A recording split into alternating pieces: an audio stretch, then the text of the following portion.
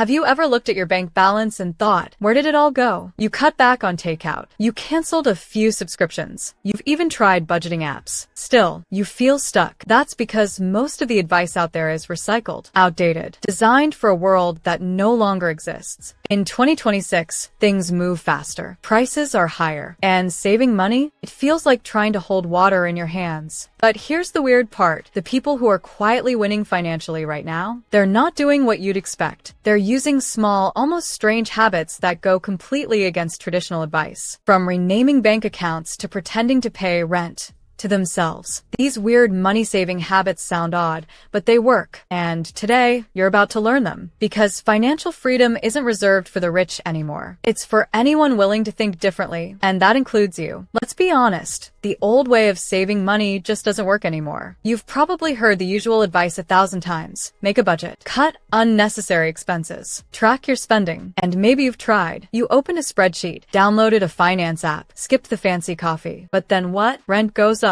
Groceries cost more. One emergency, a flat tire, a medical bill, a lost job, and you're back to zero. The truth is, the world has changed. After the pandemic, inflation hit hard. Wages didn't keep up. AI and automation shifted job markets overnight. The cost of living in 2026 is a different beast entirely. But most money advice? Still stuck in 2012. What no one tells you is this. It's not just about cutting back. It's about changing how you think about money. That's why the people who are finally getting ahead aren't necessarily earning more. They're behaving differently. They've ditched the old school methods and started doing things that seem weird on the surface, but are deeply effective under pressure. And once you see these new habits in action, you'll wonder why no one taught them to you sooner. Weird habit 1. Rename your bank accounts like a Netflix series. At first, this sounds silly, almost childish, but stay with me because this habit changes everything. A few months ago, a friend told me she stopped calling her savings account savings. Instead, she renamed it Season 1 My Exit. Something strange happened. She stopped touching it. Before that, savings felt abstract, cold, easy to ignore. But Season 1? That felt like a story she didn't want to ruin. Every transfer felt like unlocking a new episode of her future. Here's why this works. Your brain loves stories more than numbers. When accounts are labeled emergency fund or checking, your mind disconnects. There's no emotion, no meaning. But when you rename your accounts like a Netflix series, Freedom Fund, Debt Slayer, Work Optional Life, you activate motivation instead of discipline. In 2026, behavior matters more than willpower. People who save consistently don't fight themselves every month. They design systems that make quitting feel uncomfortable. Because when your money becomes part of a story, you stop spending like the ending doesn't matter. And suddenly, saving stops feeling like punishment and starts feeling personal. Weird habit 2. Pretend you're paying rent to your future self. What if saving money wasn't optional? The way rent isn't optional. Think about it. You never forget to pay rent. You don't wait to see what's left at the end of the month. You pay it first because the consequences feel real. Now, imagine doing that for you. A designer I spoke to started something she called future rent. Every month, the same day her actual rent left her account, a second payment went out straight into a separate savings account. No debate, no guilt, no skipping. At first, it felt fake, almost dramatic. But after 3 months, something shifted. That money stopped feeling spendable. It wasn't extra cash. It was rent she owed to the version of herself who wanted choices, not stress. This works because your brain respects obligations more than goals. Save what's left fails because there is never anything left. In 2026, the people getting ahead treat their future like a landlord, firm, non-negotiable, and worth paying on time. Because when you become the priority, money starts behaving differently. Habit 3. The 48-hour wishlist hack. Ever added something to your cart, felt a little thrill, then forgotten about it 2 days later? That's exactly why the 48-hour wishlist hack works so well. Here's how it goes. Every time you want to buy something online, anything, don't check out. Instead, add it to a wish list or save it in your notes. Then walk away for 48 hours. No exceptions. No sneaky peeks. Most people find that after 2 days, the urge fades. What felt like a must-have suddenly feels meh. In 2026, where algorithms push you to spend constantly, delay is your secret weapon. One college student I talked to saved over $3,000 last year using this trick. She called it cooling off the crazy. It's not about saying no forever. It's about choosing to say not yet. Because when you slow down your spending, you speed up your savings without feeling deprived. Weird habit 4. The stuff tax rule. In 2026,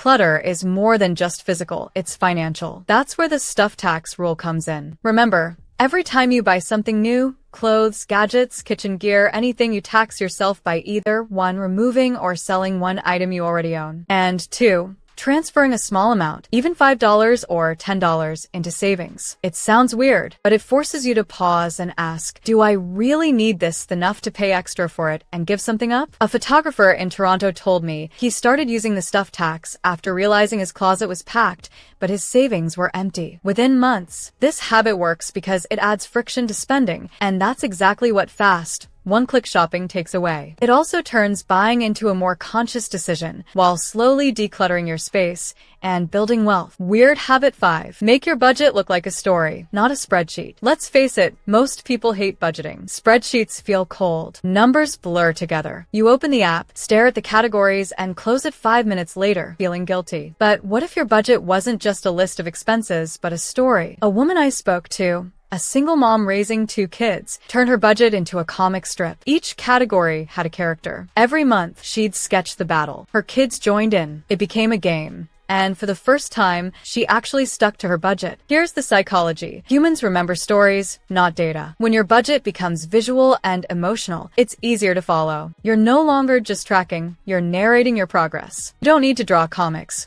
but you can rename your categories creatively. Turn utilities into fire and light. Call savings the Great Escape Fund. The weirder it is, the more it sticks. Because when you make your money feel like a journey, your brain finally wants to go the distance. Weird habit 6. The 7-day no phone morning challenge. You wake up, you grab your phone, and within minutes, you're hit with ads, influencers, and people spending money you don't have. Welcome to the first leak in your financial energy. That's why the 7-day no phone morning challenge is so powerful. For 1 week, commit to this. No phone for the first hour after you wake up. No scrolling. No notifications. No online shopping suggestions. Instead, use that time to journal, make a money plan, take a walk, or just sit with your thoughts. A 24-year-old student in Melbourne tried it. She didn't just save money. She felt calmer, more focused, and less triggered by FOMO. Because here's the truth. Most spending isn't logical. It's emotional. And your phone is the fastest trigger. In 2026, attention is currency. Guarding your mornings helps you protect your mindset and your money. Weird habit 7. Join a silent money circle. In a world where everyone's flexing their lifestyle online, real wealth is moving in silence. That's where the silent money circle comes in. A small,